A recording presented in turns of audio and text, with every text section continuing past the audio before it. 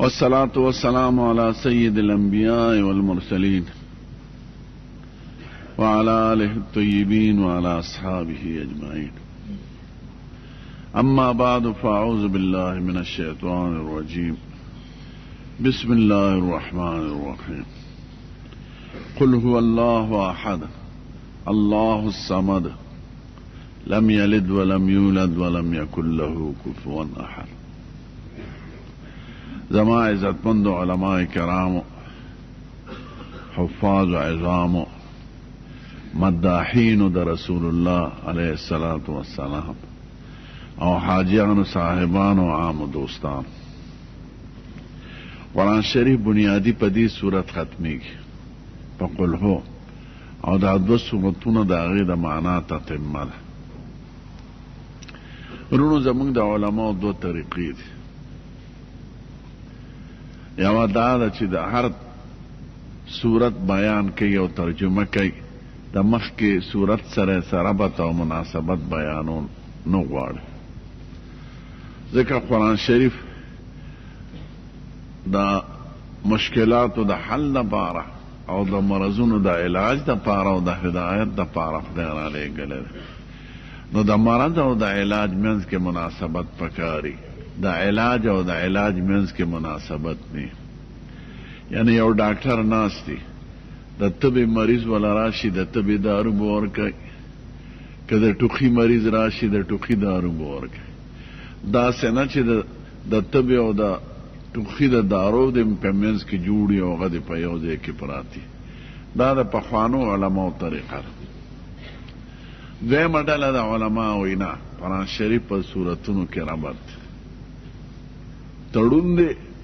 اگر چې هغه حقیقي علم خدای سره دی. او عالمان د خپل سوچ مطابق دا وایي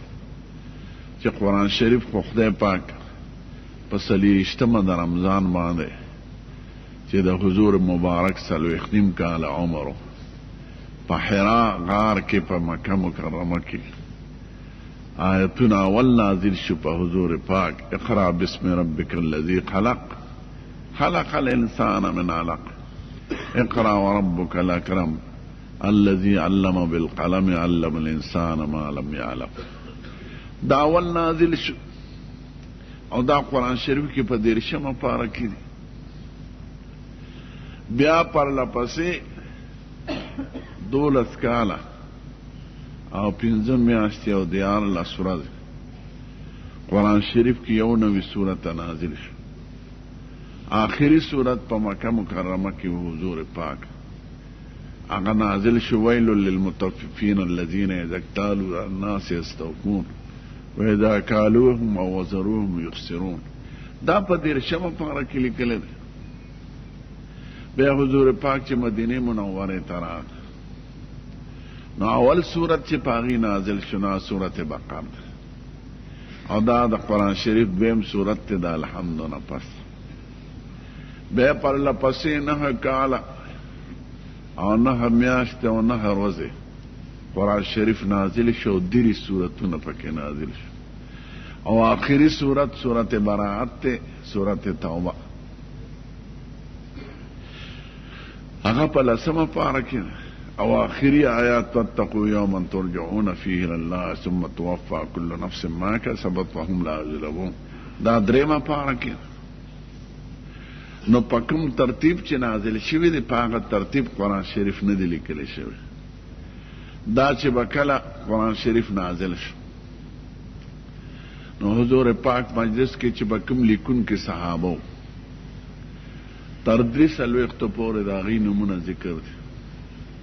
نو چې کوم به موجوده وي دا ولیکئ، خو دا صورت د فلانکي نه مخکې کې، د فلانکي نه رستو کې، دا آیات فلانکي ځای کې ولیکئ، دا فلانکي ځای کې. نو هغه وخت کې کاغذ نو، کاغذ 170 هجری کې اول په سمرقند کې جوړ شوی دی. نو چا به د قجرو په پوستو کې ولیکه، چا به په تختو ولیکه، چا به په هډوکو ولیکه، چا به په سپینو بکرو کاڼو ولیکه. د دواړو جهانو سردار د دنیا نه تشریف یوړ حضرت ابو بکر صدیق او عمر فاروق او زید بن ثابت او سم مشران صحابه راغونډ شو. وی دا قرآن شریف یو ځای کول پکار دی، دا خو خور ور دی. نو چې څنګه ترتیب ورته حضور پاک ویلو، هغه ترتیب ولیک او صحابه په اجماع وکړه. نو دا قل هو په دې ځای کې راغی د تبت یدا ابي لهب نفس، او ورپسې دا دوه سورتونه راغلي. نو دا ترتیب زمون پیغمبر ورکړی دی، په هغه ترتیب نه دی لیکلی چې په کوم ترتیب نازل شوی دی. نو ضرور به د دې سورتونو منځ کې مناسبت وي. او عالمان ناس دي، شاه ولی الله صاحب وایي چې ربط بیانول څه بنیادي معنا د پاره شرط نه دی، خو په درجه د مصحف لدخول الفاقه دی. که بیان شي نو ښه ده، کنی که بیان نشي نو اصل مقصد په هغې موقوف نه دی.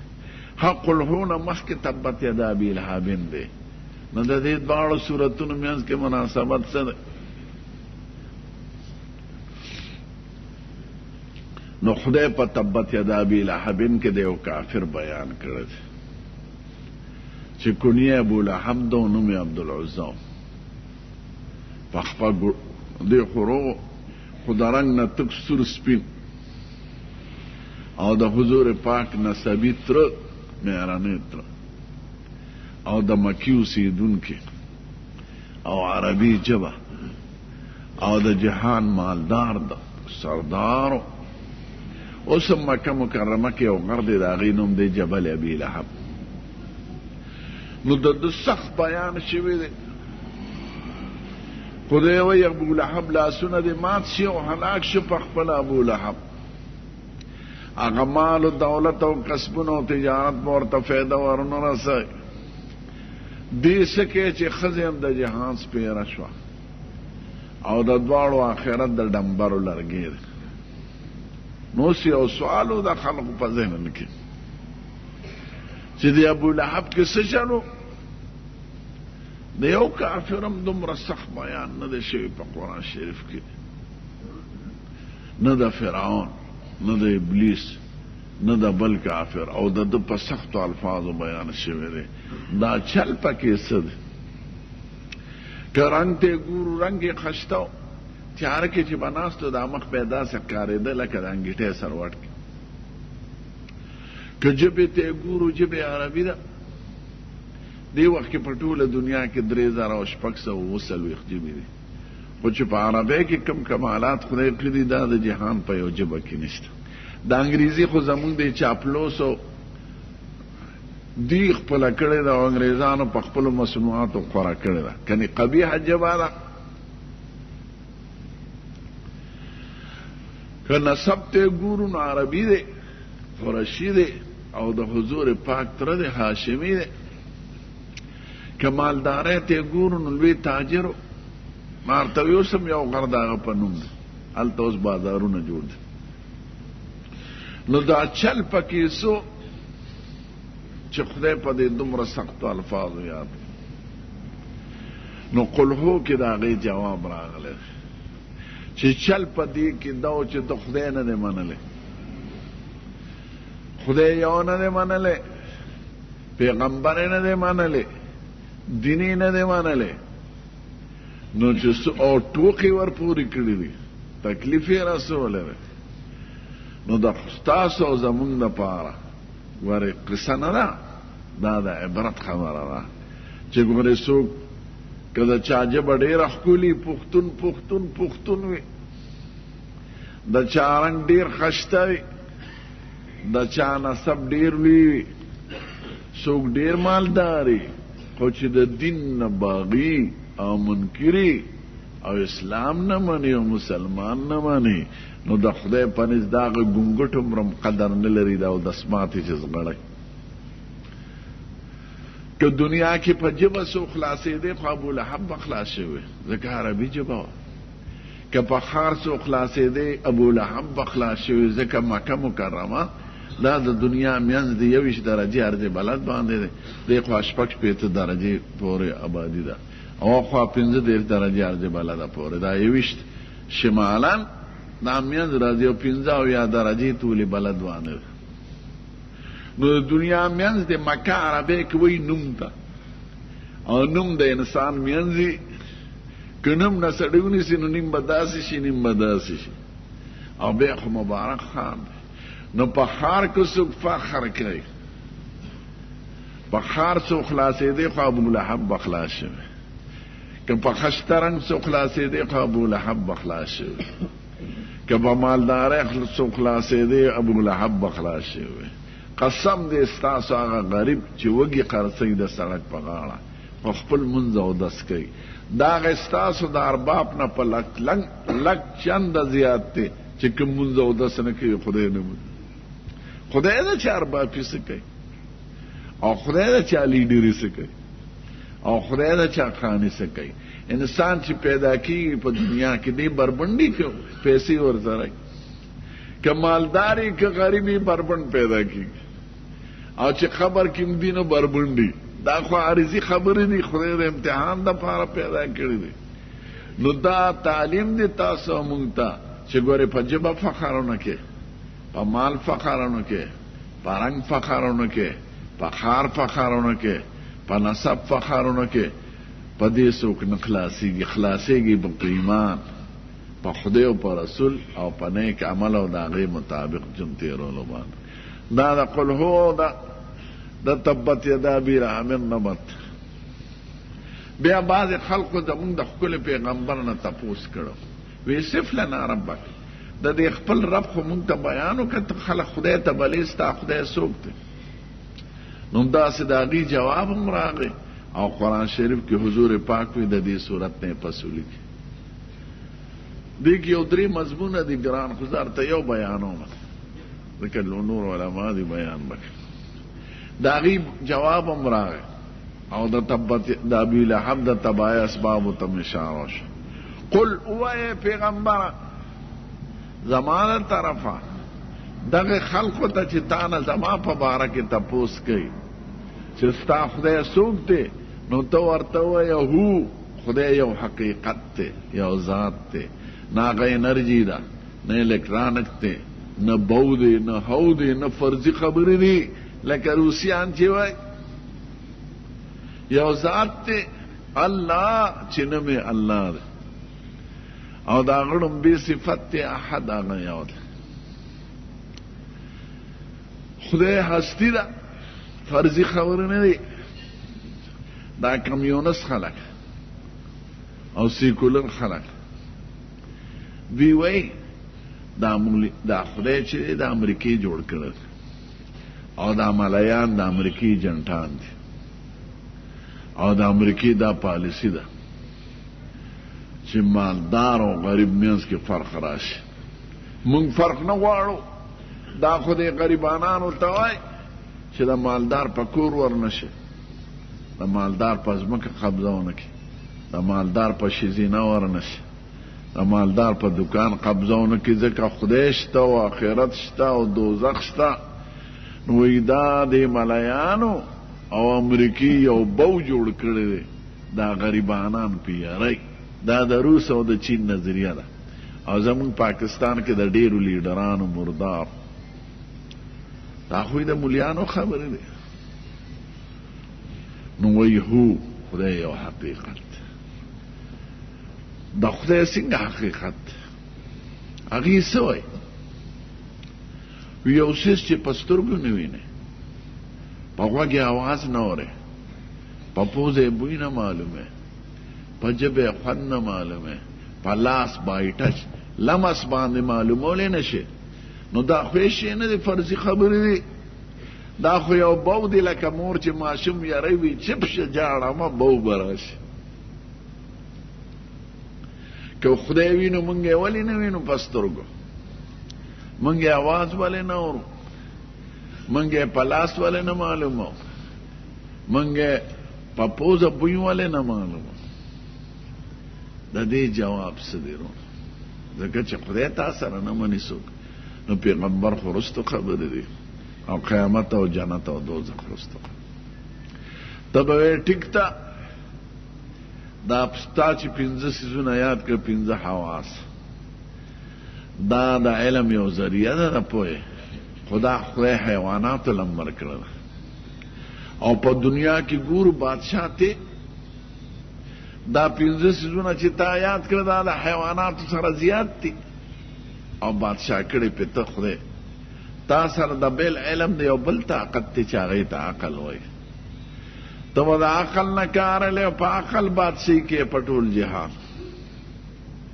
قسم دی د سترګو طاقت د مګستانه زیات ته پشپا کې پکوټه کې پروت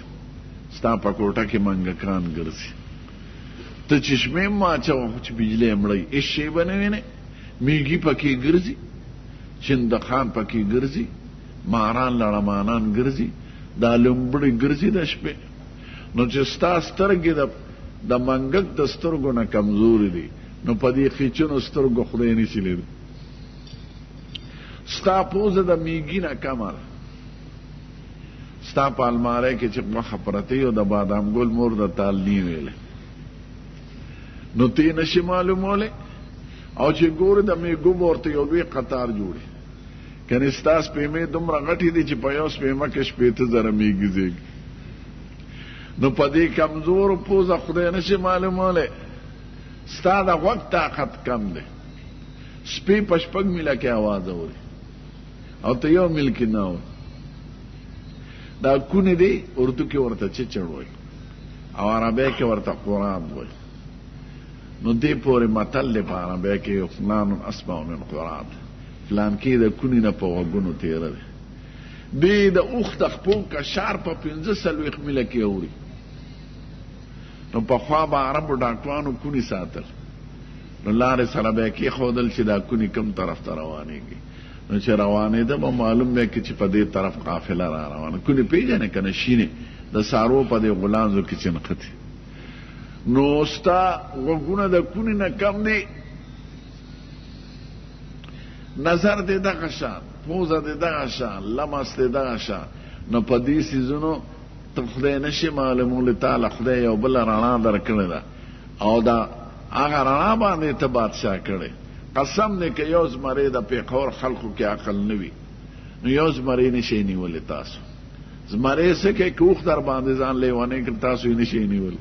دا خو عقل وي هلکه ته دلته ودرېږه ته ورته ودرېږه ته پړې راواله ته ټوپک راواله ته دې خوا ودرېږه نو دا د عقل په رڼا باندې نیسو دا زمری چې خلک نیسي نو په لټ کې ورته ګډوري وتړي نو زمری خو د هغه بوی معلوم کړي او په سترګې وویني او اواز یې واوري ورپسې منډه کړي خو عقل خو ورسره نشته چې زه خو ټوله غوښې پسې ګرځم دا مزېدار ګډوري راته چا په دې پنجره کې تړلی نو ورننوځي پې په درس په ګډ خو حملو کې خو لټ پې راښکته شي بیا 2 هلکانې چړیاګر ته راولي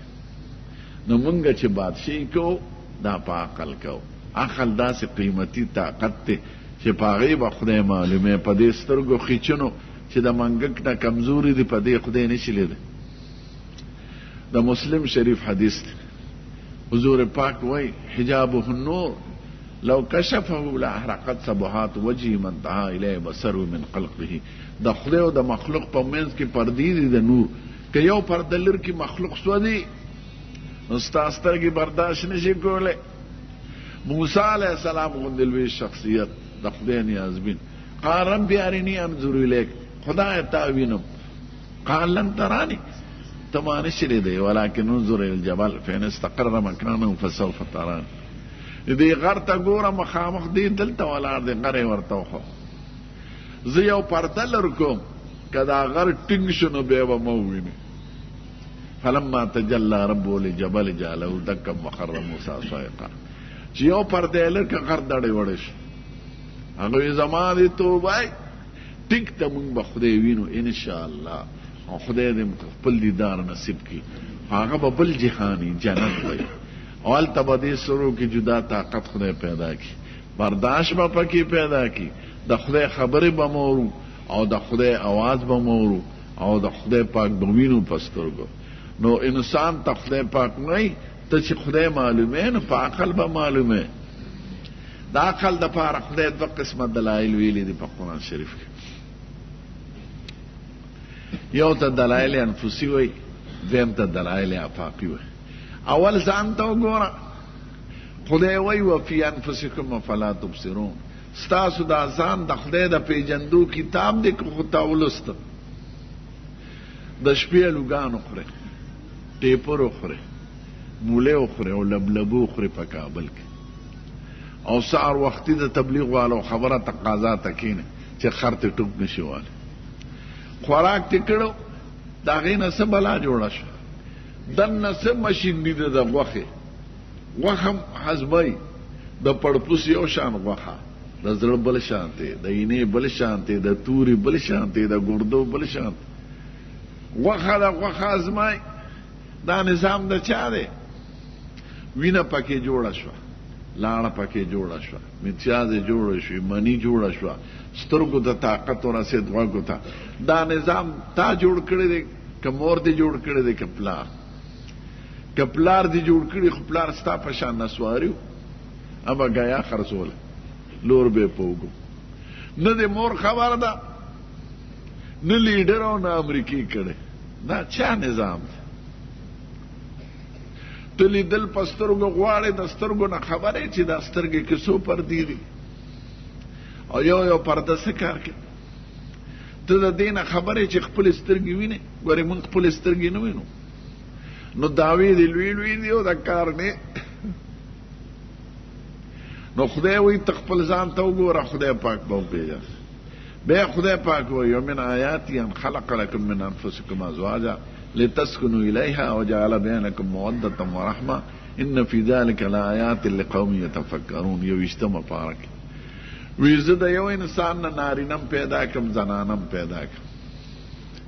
نارینه طبیعت یو شانتی دی د زنانه بل شانتی د نارینه په مخ ګیر راځي د ښځې نه راځي دواړه ساک او ټیپر خوري د دواړو مور پلار یو دی د دواړو آواز کې فرق دی ګنیم په دې پټي کې ولاړ دی مرچکي په دې پټي کې ولاړ ګنی خوږ دی او مرچکي تریخ دی دا ولې د ګنی ساخ یو شانتی دی د مرچکي بل شانتی په یو ځمکه په یو بی د یو مرد او یو سپمی د لاندې که ګنی کاکا د ځمکې نه خوږه ماده راکاږي دا مرچکي کاکا ولې نه راکاږي او که مرچکي ترخه راکاږي دا ګنی ولې نه راکاږي قسم دی په ګلاب کې 1300 قسم دي دا د چا کارګري ده نو دا ورته خدای ښیي نو ته دا وګوره نو ته به خدای پاک وپېژنې خدای یو آیات کې سورت بقر کې ان فی خلق السماوات والارض واختلاف الليل والنهار 8 قسمه دلائل ښیي درته نو د خدای هستي وه ته په دې معلومې نو هو خدای یو هستي ده یو ذات دی یو حقیقت دی دا فرضی خبره نه دی دا هغه نوم څه دی الله دا هغه ړومبې صفت څه دی احد عربی کې یو ته واحد هم وایي یو احد هم وایي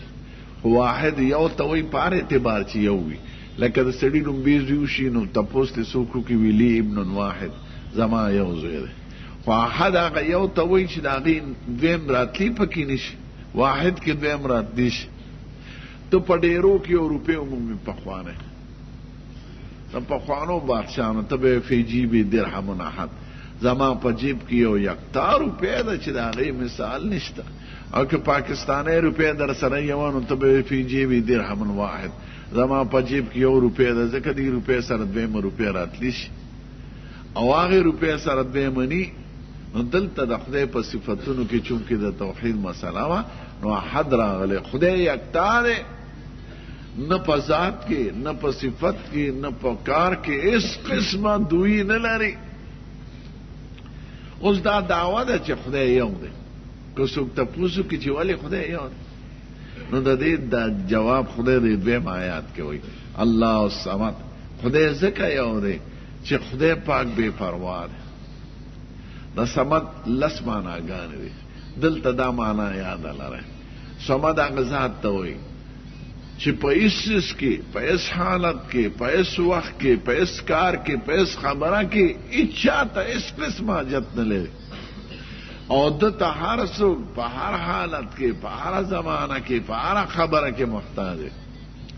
نو صمد معنا دا دلته چې خدای پاک په هیڅ شي کې چا ته حاجت نه لري نو چې حاجت نه لري نو دویم پکې د کم دی نه بې ضرورته خدای خو نه نور یې ځان له پیدا کړی دی سپومې ځان له پیدا کړی دی کائنات یې ځان له پیدا کړی دي نو دویم ته خالي ضرورت چې سړی په خپله مثلا په انسانانو کې کار نشي رسولی یو سړی تجارت کوي سرمایه ورسره لګوي نو ځان له شریک ګوري او چې سرمایه پوره یې هر څه کولی شي بیا بل څوک څه کوي بې ضرورته خدای نی نو الله صمد خدای ځکه یو دی چې خدای چاته حاجت نه لري دا چې څوک چاته محتاج یې هغه محتاج ته شریک وي نو خدای هیڅ قسمه شریک نه لري نه برا نه برابر نه لاندې سرمایهدار تا سره 2 لکه نو چې بل در سره شریکي یا به د 2 لکو خاوند دی نو ته هغه برابر یې یا به هغه 3 لکه روپۍ لري ته به 2 نو هغه ستانه زیات دی یا به تا سره زیات یې هغه سره به کم یې نو ستانه کم دی څلورم قسم نه راځي دې ته تقسیم عقلي وایي نو خدای پاک هیڅ چاته حاجت نه لري یعنی هیڅ قسمه شریک نه لري په خدای کې ځکه شریکان 3 قسمه راتلی شي یا لاندې یا بارا یا برابر نو لم یلد خدای زوی نه لري خدای نسی نه لري خدای کړوسی نه لري خدای کودی نه لري خدای پردی نه لري زوی او نسی په درجه کې کمی نو کم شریک ته اشاره شو چې خدای پاک کم شریک نه لري ولم یولد خدای نه پلار لري نه نیکه لري نه قرنیکه لري نه عمرنیکه لري نه بل نیکه لري نو نیکه په درجه کې اوچت نو لاندې نه لري برم نه لري ولم یکن له کفوا احد او نه سیال لري څوک نو نه برابر شریک شته نه ته کم شریک شته او نه ته بارا نو ځکه خدای پاک چاته محتاج نه دی او چې محتاج نه دی نو خدای یو دی اوس د طالبانو یو سوال دی اگر چې خدای دا مخکې ولې ویلي چې خدای زوی نه لري او ورپسې وی خدای پلار نه لري مونږ خو چې انسانانو کې ګورو نو اول د انسان پلاری بې زوی وي نو په کار خو داسې وه چې داسې ویلې شوي لم یولد ولم یلد خدای پلار نه لري نیکه نه لري او زوی هم نسی نه لري ځکه پلار مخکې او نسی مخکې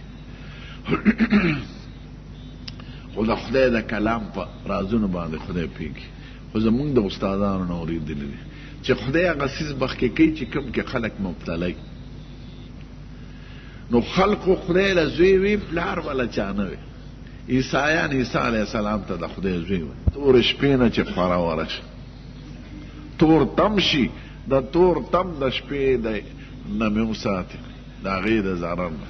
ومن شر النفاثات فی العقد او د شر د هغه ښځو نه چې دمونه اچوي کوډمارانو تعویذګرو نجومیانو د شناسو دروغجنو نه چې په غوټو د سیر کې دمونه اچوي د دې کوډمارانو ساحرانو نجومیانو دا خلک چې وله ورځي د آخره د دوی د شر نه مې وساتې ومن شر حاسد اذا حسد او د شر د دشمني کوونکي نه چې دشمني کوي خدای دا ښکلې عقیده چې د توحید دی راته په قلهو کې وښودله د دې 2 قسمه دشمنان دي یو هغه دشمن دی چې په سترګو ښکاري دا په دې ډومبي صورت کې ذکر شو یو هغه دشمن دی چې په سترګو نه ښکاري دا په دې 2م صورت کې ذکر خو خدای نه چې امان غواړي د 3 څیزونو نه غواړي خو د خدای ته تاسو ته وګورئ د سوال چل ښایي پیر بابا به نه لړزوئ نه به باباګان لړزوئ حضور پاک ته چې خدای کومه طریقه د تعلیم ښودلې ده چې خدای ته به د خدای په توسل چې خدای ته کې نه د خدای صفتونه د خدای کارونه د خدای انعامونه خدای ته یاد کړه خدای په دې خوشحالیږي ځکه دا د بنده د عاجزۍ اقراري او د خدای د لوی اقرار یا د سبا مالکه یا غزا ته چې سبا پیدا کې په توره شپه کې چودې د سبا راوخېږي په تخم کې چودې راوباسي د بوټي نو یا د سبا مالکه ستا په دې ښکلې صفت د دې 3 بلاګانو نه امان غواړم دا سبا ولې یادوي د خدای خو ډېر صفتونه ما ورته ویې ګورئ وسیله څه نه حکم راغلی نه واجب ده نه فرض ده نه سنت ده دا د پیرانو جوړه کړې خدای ته به د خدای صفات یادوي یا ستا مبارک ذات چې د مور په خېټه کې د روزي را کړې ده او د مور په سینه کې د ماله چشمې د پیو پیدا کړې دي او اسمان دې پیدا کړی دی نور دې پیدا کړی دی بارانونه ستا په دې ښکلي صفتونو تا نه سوال کوم دا د قرآن شریف تعلیم نو اعوذ برب الفلق امان غواړم په رب د سبا سره دې سبا کې څه چل دا انسان خپل عاجزي او د خدای لوی قدرت پیش کوي خدای تا درې ځله زه د دریو تیارو نه راوښکلی نو چې همیشه یې د رڼا معامله ما سره کومه آینده به را سره د رڼا معامله وکړي موږ اول نشتو تاسو دا موجوده خلک 100 کاله مخکې نه وی کوم ځای وی چین کې وی که پټانستان کې وی که کابل کې وی که لندن کې نو لا نفع نو مونږ نش یو تیاره ده هغه کې د یو شي تمیز نه کیږي هغه نش نه خدای د مور خېټې ته راوست دا لومبی سبا ده د یو تیارې نه یې راوستو رڼا د مور د خېټې ته د مور خېټه کې سړی په دریو تیارو کې بندي فی ظلمات ثلاث 3 پردې تې راته وي د مور په خېټه کې ماشوم دا نشي محسوسولی چې یو مخکې دنیا را روانه ده او زه به د دې جهان نه زه بل جهان دا دویمه تیاره ده بیا خدای پاک یې راوباسي د دنیا رڼا ته نور وویني سپومې وویني کائنات وویني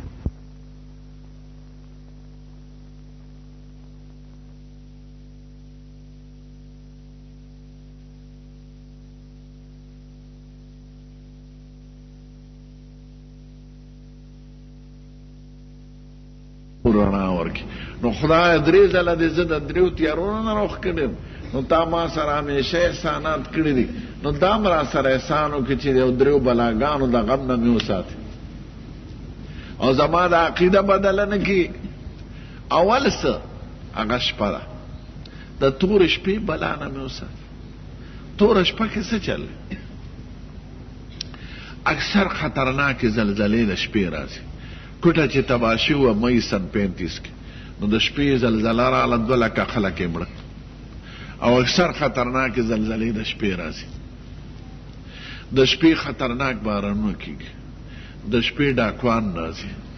شپه په مریض دومره اوږدی چې د کال هم اوږدی نو شپه د غمونو ځای دی نو کله سړی د خولې نه ناګفته خبرې وځي کله خدای ته کنزل شروع کی کله رسول ته کنزل شروع کی کله عالمانو ته کنزل شروع کی دا شوي دی ګورې اوس هم په زلزلهګانو دغه کې کشمیر کې نو دا شپه د غم ځای دی نو غم ځای کې سړی بې عقیده کېږي نو د شپې د غم نه مې وساتي چې عقیده راله خرابه نه کړي یوه دویم شپه دا کنایه د اخلاقي کمزورۍ نه ده زموږ ښکلی پیغمبر وایي زناکار چې زنا له روانې دی په تیاره کې روانې شرابي چې شراب له روانې دی په تیاره کې روانې او غل چې غلا له روانې دی په تیاره کې روانې دنه نور د ایمان ینزع عنه نور الایمان رڼا د ایمان ته اوچته شوي دغه وخت کې ابن عباس څه بوی برای د سر د پاسه نو دی په تیاره کې روانې نو هغه اخلاقي تیارونه مې وساتې یو زناکار چې ښځې پسې روانې ده چا که د ده دا عقل وی چې دا زه چا پسې روان یم دا خو د چا خور او مور ده که زما خور او مور پسې څوک روانې زه به یې جمدې پرېږدم اول خو رسېدی نه شم او فرض کړه که ورسېدی شم او را باندې څوک رانه شي او که هر څه وشي نو د یو 5 منټو د خوند دپاره دومره عظیم اقدام کې که ته مړ شوې نو ته ستا خاندان ستا قوم قبیله به ټول بدنامه شي او ته به داسې مړ شي لکه لیونی سپی چې خلک وژني په دغه وخت کې د عقل کار نه کوي هلکه خپله ښځه خدای درکړې ده نو ښځې خو ټولې د نامه د لاندې یو شانتي دي خو دې د زنا وخت کې دې عقل دې په تیاره کې روانې دغه شرابي هر مجرم دې په تیاره کې روان دا سړي چې غوا کوي دا خبیثان اکثر په داسې مرګ مړ شي چې خلک ورپرې لعنت وایي ویشتی شي د خدای یو مزې دې سړي ته سس کړي تاسو ما ته وښایه یو غل جمدې پاتې شوی دی یو ډاکو به بچ شوی دی آخري پولیس مړ کړي مردار هلکه دا ژوند څومره قیمتي شی دی دا دې په څه تباه کړه تا که ساق خرڅول هم به خدای روزي درکوله سړي تخته هلک تخته جنۍ تخته خدای په تیاره کې روان نو ته به خدای د دغه اخلاقي تیارې نه مو ساتې چې هغه سړی جرایمو ته او ګناهونو ته آماده کوي دویم قرآن شریف داسې مبارک کتاب دی چې واقعاتو ته اشاره کوي او نصیحت هم دی تر قیامته پورې د امت دپاره په حضور پاک یو دغه منافق سحر کړه لبید ابن عصب او د هغه لوریانو سحر داسې و چې د بیبیانو نه یې تړلی نه په تبلیغ اثر نو په مانځي اثر نو په جهاد اثر نو په عبادات اثر نو بدن یخ شو جمع نشو کول تړلی شو د ښځو نه دا یو خاص قسم سحر درو میاشتو نه شپږو میاشتو پورې روایات راځي حضور پاک خو عالم غیب نو چې څو پورې به د خدای طرفه وحی نه راغلی حیران و چې دا په ما څه چل شوی نو بخاري شریف کې دا بیان دی چې یو ځل بیبي سره ملاست بدن یخو یو دوه ملایکې راغلې یو یې سر ته ودرېده او بله یې خپو ته خپو والا د سر والا ته وایي ما وجه الرجل په دې سړي څه چل شوی نو دا د سر والا ورته وایي مطبوبون په ده سحر شوی دی من تبه چا پې کړی دی وی فلانکي او د هغه لوریانو وی په څه کې کړی دی وی یو ګوډاګي جوړ کړی دی او ویښتې پیدا کړي دي او د کپړو تارونه هغه یې ترې راته وکړي دي او غوټې یې ورکړي دي وی کوم ځای دی وی زیاروان باغ کې یو شاړ کوي دی او هغې کې لاندې ګټه ده او د ګټې د لاندې ایښی دی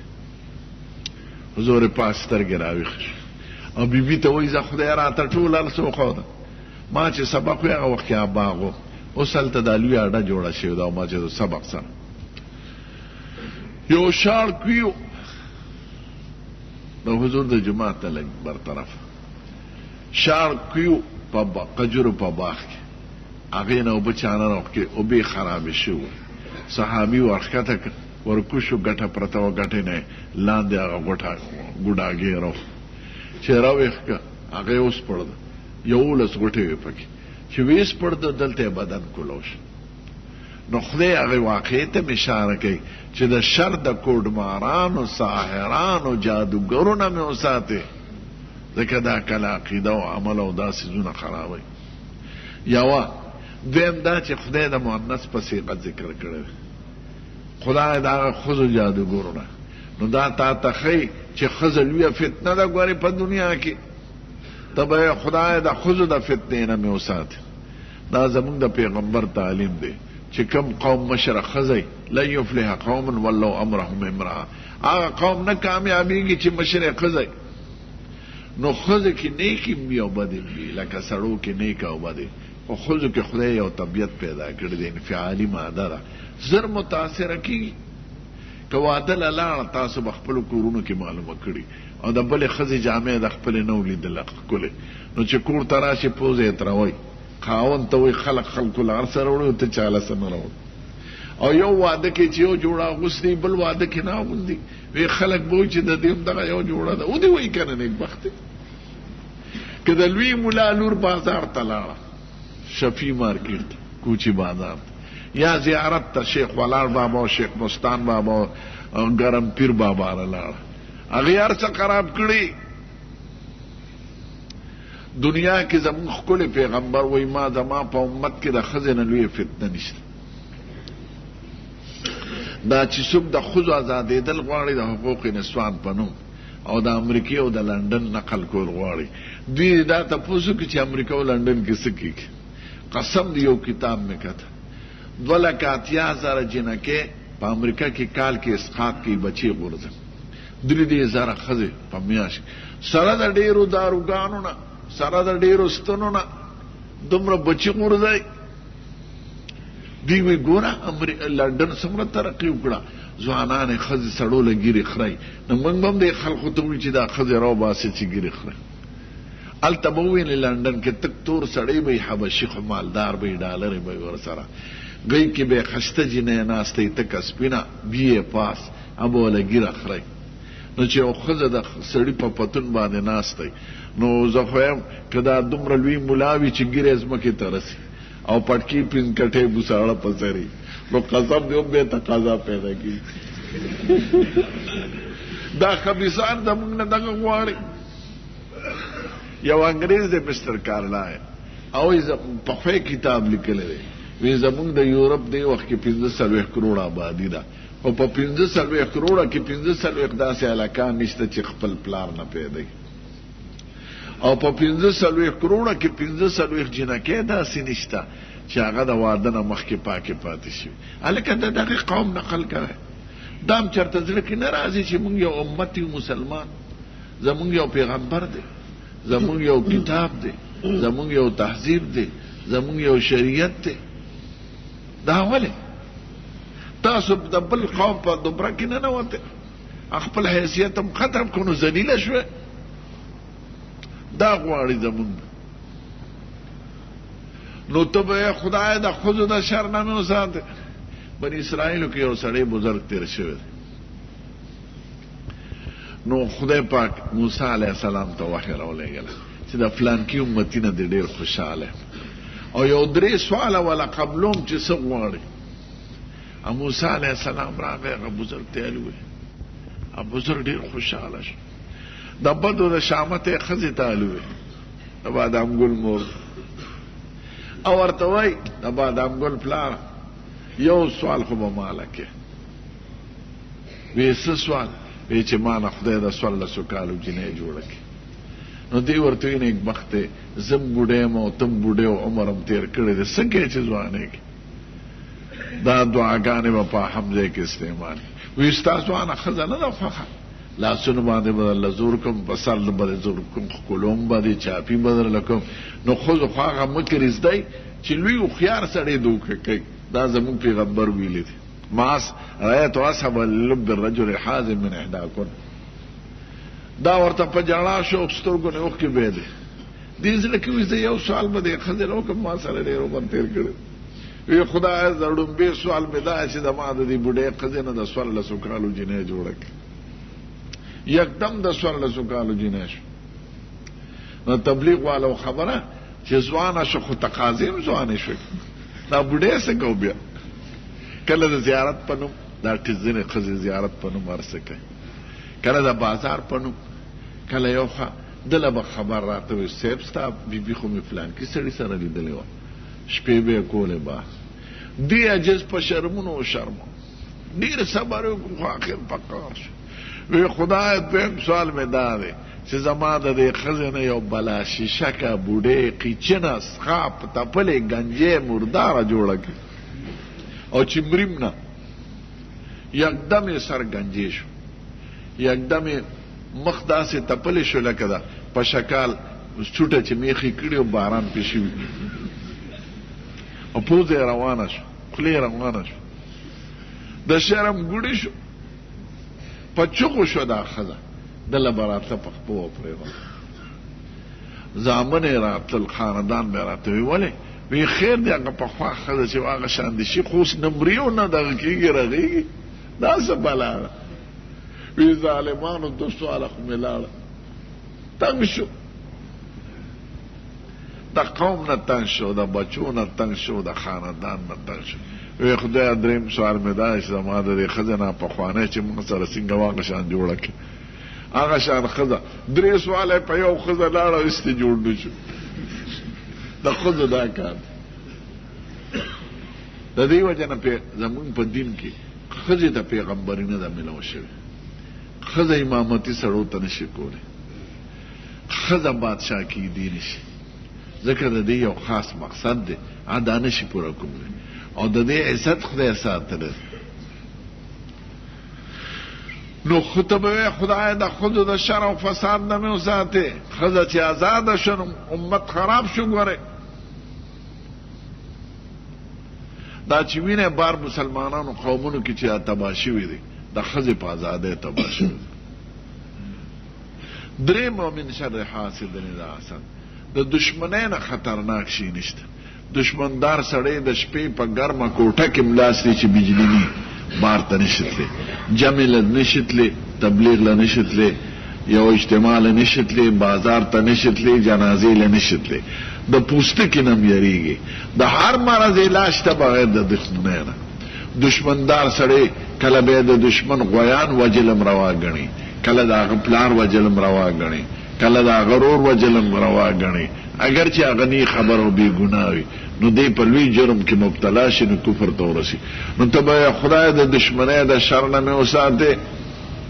دا درې هغه څیزونه دي چې په سترګو ښکاري او دا د سړي عقیده او عمل خرابوي. نو پیغمبر ته خدای چل ښیي چې ما ته لاس اوچت کا، او پیغمبر د ټولو کائناتو سردار دی، بات لوی دی، بهتر دی. نو چې پیغمبر سره د لوی نه خدای ته سوال کوي، خدای ته محتاج دی. نو محمدین او ګلبدین او ډیران شو فقیر او بزرگ بسی، نو ټول مخلوقات نور او سپومې دا ټول زمونږ د پیغمبر نه په درجه کې کم دی. نو چې پیغمبر محتاج شو، هر شي محتاج دی، نو دا الله الصمد دی و معنا پکې رااله چې خدای ته هر څوک محتاج دی. به دې دویم صورت کې قل وایا پیغمبر همیشه سوال زمانه داسې کوا، زما په ذات او په صفات او امان غواړه، داسې وایا اعوذ امان غواړم برب الناس په پالون کې د مخلوقات، او ملک الناس په بادشاہ د مخلوقات، او الہ الناس ته عبادت لایق د مخلوقات. خدای تربیت د مخلوقات او د خلقو تکي. دا ماشوم چې تی ته واچي او دا تیر راکاږي، د سکول کې سبق ویلی سه، دا چل ورته چا ښودله؟ د سپو ته، د حیواناتو ته، د مارغانو ته، د جالو چل چا ښودلی دی؟ سبح اسم ربک علی الذی خلق فسوى والذی قدر فهدى. بخاری کتاب التفسیر کې وایي قدر الانعام وهداها لمراتعها. دا زناور، دا حیوانات، دا مارغان، دا چل ورته سوخی. قسم دې د هر مارغه جاله د بل نه بدلی. دا وړې مرغې د سیلسی دا ما افریقا کې لیدلي دي، هلته ډېرې، هلته خاص قیمتي وړي. هره جاله کې به سر کې به نارینه جاله جوړی، زنانه به ورته ګوري. که د زنانه په طبیعت برابر او ښه پخه کنې بله جاله به جوړه. هندوستان کې داسې جالي چې 14 خانې پکې، یو د یو ځای کېدو، بل د هګۍ چولو، بل د دې ملاقات، بل د هوا، بل انجینیران حیران دي. که دا مې لیدلې د شاتو د مچۍ ګبینو خو لیدلې 3 چته او هره سوړه مسدسه. دا چل ورته چا ښودلی دی؟ دوی روس کې سبق ویلی او که د چین نه راغلی دی، دا تکوینی تعلیم دی. نو رب خو تی خدای او بادشاہ تی، دا سرکوزی بادشاہ چې غاښ باندې در راشي او چغې وي دا بادشاہ دی. او د توتی په شان جون چې باتروم ته نشي تللی بغیر د څوکیداره، او مخکې څوکیداران لاشي هسې نه ریموټ کنټرول بم راته چانیخي، د لاندې نه یو ګړه ځونوکي. دا بادشاہ دی. او عاقبت یې داسې د لیونو سپو په شانې خلک ووجي. دا به ووینې چې چا ظلم کړی دی، چا طالبان وجلي دي، حشر به د لیوني سپي په شان، او مري به مردار خو دې پیږي. نو بادشاہ خو دی خدای داسې، او د عبادت لایق دی چې ټول نعمتونه ستا د طرفه دي، خو سجده تا ته پکار. دا مخ راله چا پیدا کړی؟ دا خدای. خدای پاک 3 څیزونه په خپل لاس جوړ کړي دي. یو پکې د انسان وخلق آدم علی صورته. خدای پاک لما خلقت بیدی، آدم علیه السلام ما په خپل لاس جوړ کړی، دا مخ ولا خدای جوړ کړی. نو دا لوی ښکلی مخ چې خدای جوړ کړی دی، دا بغیر د خدای نه بل چاته مخ کته کوه. خدای انسان له دومره عزت ورکړی دی چې د خوراک دپاره یې لاسونه ورکړي، ته چې سر ښکته نه کړې لاس نوړی به راوچته، څاروي په خپله مخ کته کوي او ته به نوړی راوچته. دا ښکلی مخ به لاندې چاته نه ږدي، نه به امریکې ته، نه روس ته، نه چین ته، او نه لیډر. نو د عبادت لایق خو ته ستا عبادت و. دا سترګې چا راکړې؟ قسم دې که تاسو ته ووایم چې دا 2 سترګې به درنوالو او د پاکستان بادشاه به دې کړو. دې ته څوک تیار شته؟ که یو نسواري وټیزنې شان، نسواري اکثر ټیزني، یا درته ووایو چې پوزه به نه پرېږدو، د بش په ځای به دې کښېنو، دې ته تیار څوک شته؟ او پوزه به دې نه. ستا دا 2 سترګې د پاکستان نه زیاتې دي، ستا دا پوزه د امریکې نه زیاته ده. دا چا درکړې دي؟ نو هغه لوی خدای چې دا درکړي د ډوډۍ به نه درکړي. دا لیډران وایي نه مونږ خدای منو خو مونږ سره د غریبو غم دی، روټي کپڑا مکان. دا ټول دروغ او دوکي خبره ده. هلکه د مور په خېټه کې دا روزي چا ورکوله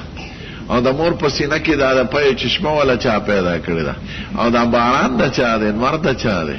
زه د انساني مخلوقات او د خدای د پیداوخت درته یو مثال ښه. نور چې په مونږ راوخیږي یو ګنټه کې د هغې نه چې کومه رڼا او بجلي راځي د هغې وزن دی 4480 من، 4080 من. بصر کې تخیږي شل میله اوږده، 50 میله اوږده. د اور یو ګوله ده، نه ورته دغه شته سګریټ سټیشن شته، نه ورته د بجلۍ تار شته. 15 کروڑه کاله پې تېر شوي دي، اوسه پورې په رڼا کې فرق نه دی راغلی. او ساینسدانان وایي د 15 کروڑو کالو نورم پکې بجلی شته. او د ټولې دنیا بجلی چې انسان جوړه کړې ده د دې په ګنټه کې وزن دی 6 چټاکې، او د 6 چټاکو بل په دنیا کې د 30 کروڑه ډالر دی او 7. نو چې د 6 چټاکو قیمت 30 ډالرو پورې کروڑه او 7، نو د نور د 4480 من بجلی به څومره قیمتي؟ چا پسې د نور بل راغلی، نور چې راوخېږي دا ټولې بجلی ختم. دا څوک درکوي؟ دا روټي کپڑا مکان والا درکوي، دا سپی او سپی ښځه چې مخلوق ته لکه د سپي په شان ګوري چې د دې ټوله دنیا صرف غوښه ده، دی ضرورت دی.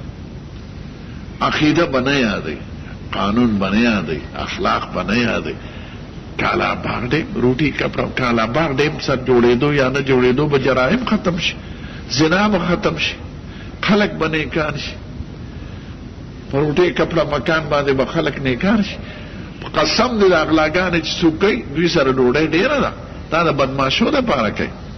غریب سړی چې مسلمانې ساک چې خرڅوي ټیپر او وږي خرڅوي خدای رزق ورکوي، دا ټول بدماشۍ دپاره کوي. نو رزق خدای ورکوي.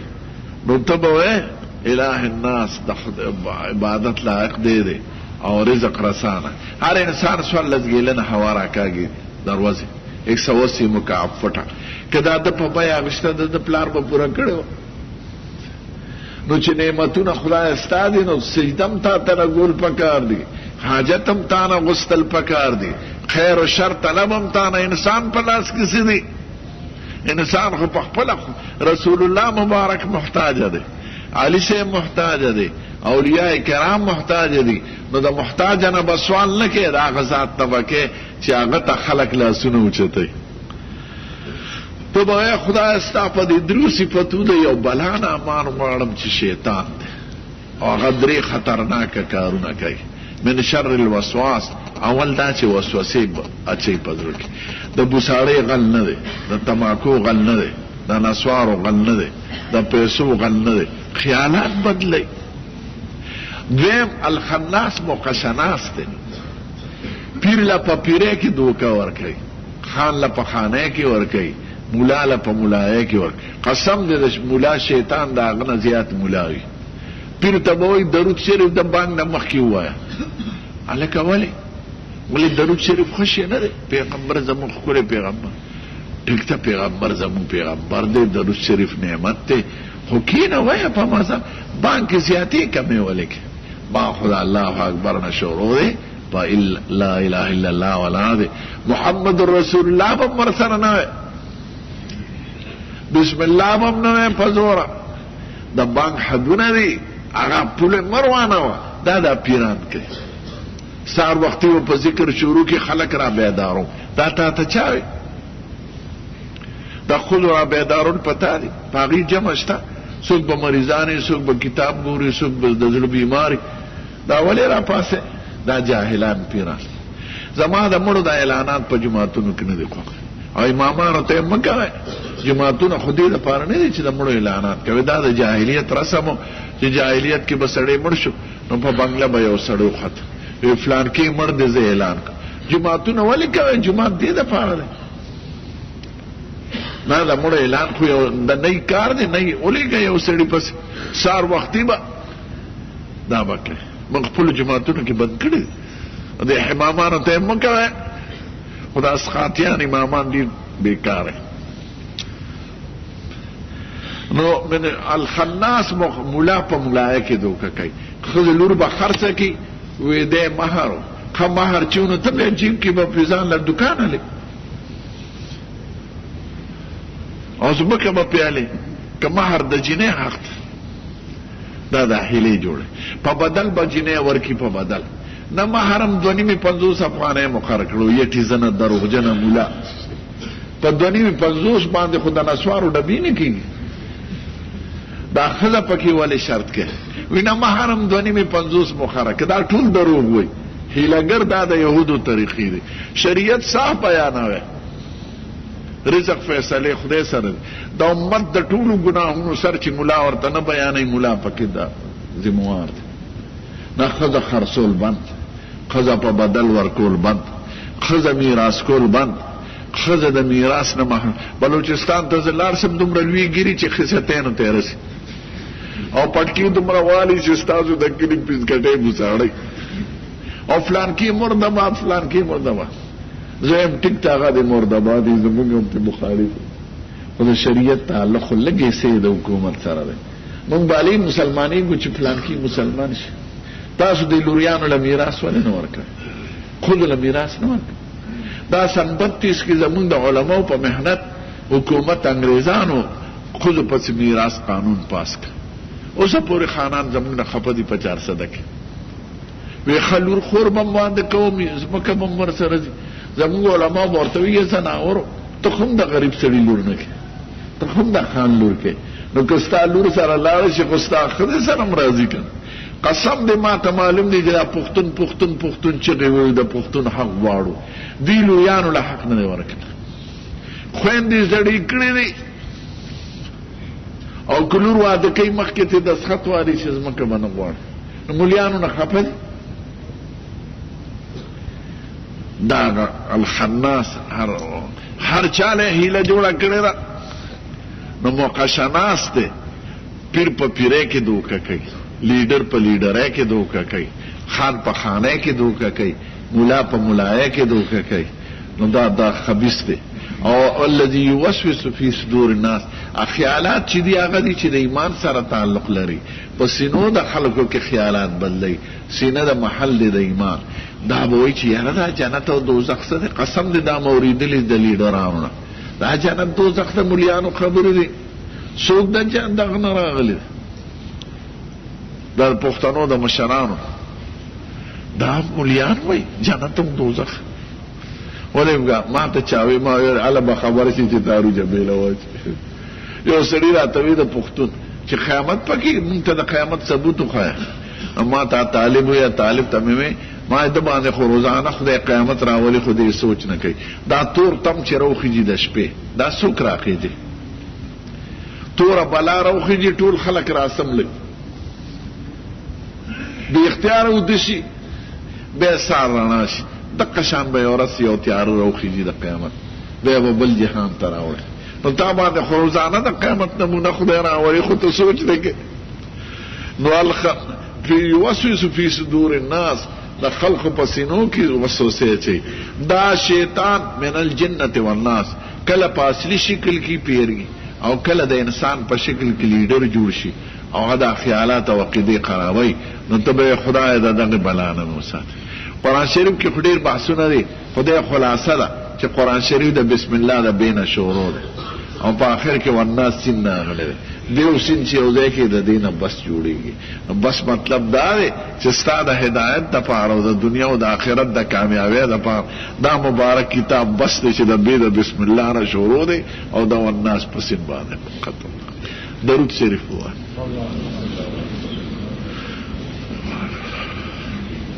الحمد زه دعا کوم بیا محضر مواست بس خدای قرآن شریف کې چې کوم هدایت دی کوم د ښکلې عقیدو د ښکلې اعمالو او اخلاقو بیان دی هغه زموږ نصیبه وګرځي زموږ لپاره شفیع وګرځي او په دنیا کې په عمل نصیب کې او په آخرت کې دې زموږ ملګری وګرځي او د کوم بدو قومونو بدو عقیدو د شرکیات او خرافات او ذکر دی او د خلاق شو قومونو خدای د هغې د نقل نه مساتي. خدای قرآن شریف باندې زمونږ عمل نصیب کړي، زمونږ حکومت کې دا قانون وګرځي او زمونږ د مشرانو ته هدایت نصیب کړي. خدای دا په رښتیا مسلمانان کې موږ د دې خیر خوایو. خدای د دې مزي د بشر د بلیر نه ختم کړي او د دې مزي د خپل پیغمبر او د خپل کعبه سره وتړ برحمتک یا ارحم الراحمین. مارانو د پاره خدای د دې مبارک کتاب د خاطره، ستا د کلام د خاطره، ستا د صفاتونو د خاطره تا ته توسل کو، ستا په صفات او ستا په نعمتونو چې زمونږ د مریضانو له شفا ورکړي. د دې حاضرینو بخښنه نصیب کړي، د دې بچي نیکان صالحان کړي، د دې کورونو کې کسته تکلیفونه او یا زړونو کې کوم مشکلات او دغه حاجتونه هغه ستا په علم کې دي او د شریعت سره برابري، نو خدای ته په خپل فضل و کرم پوره کړي. د دې نفرت او دشمنۍ په محبت او دوستۍ بدل کړي او د دې فقیری په حلال روزه فراخه بدل کړي. خدای دې او زموږ د ملک افغانستان او عراق او د مسلمانانو ملکونو نه د کافرانو د سوو ذلیل او باسي او دې مسلمانانو حاکمانو کې غیرت پیدا کړي، دوی پرشتیا مسلمانان کې. گرانو محترم اوریدونکو، د شیخ الحدیث مولانا محمد حسن جان مدنی په دې 415 نمبر کیسټ کې تاسو د درو اخیری سورتونو ترجمه اوریدا. دا به تاسو ته پیښور ښار کې بیرون کچری گیټ اشرف روډ سره فقیر خان ناصر خان کیسټ هاوس کې د ناصر خان او حیدر خان سره ملاویږي. د دین علاوه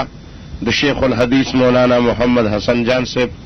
او د شیخ الحدیث مولانا محمد ادریس صاحب د هر جمعې تقریر به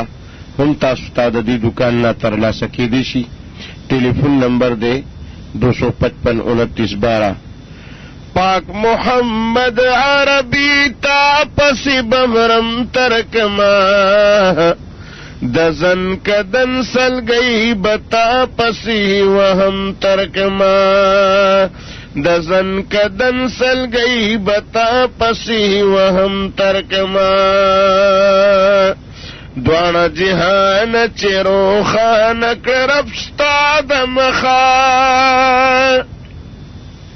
دوانه جهان چیرو خان کرب ستا د مخا ستا د هجران تور تیارو کی با زیم ترکما د زن کدن سل گئی بتا پسی وهم ترکما د زن کدن سل گئی بتا پسی وهم ترکما مد وصال ساحل تا اور رسول اللہ محبوبا مد وصال ساحل تا اور رسول اللہ محبوبا سمندر کی د ہجران بخت زم ترکما د زن کدن سل گئی بتا پسی وهم ترکما